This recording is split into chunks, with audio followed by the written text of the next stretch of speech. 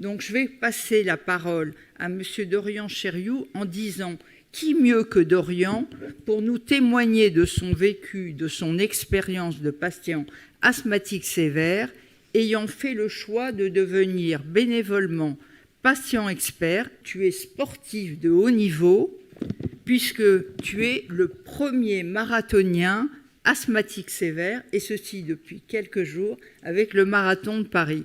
Quel plus bel exemple de l'efficacité. Bravo Dorian.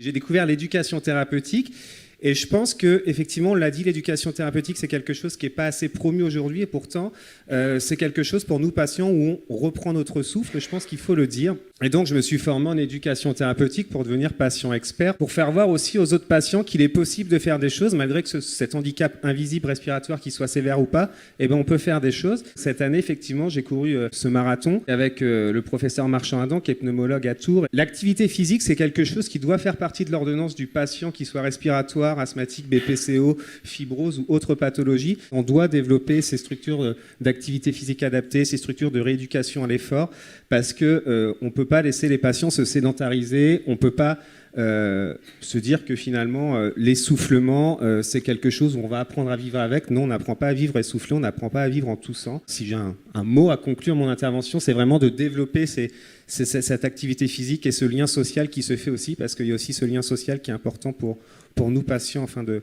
ne pas s'isoler.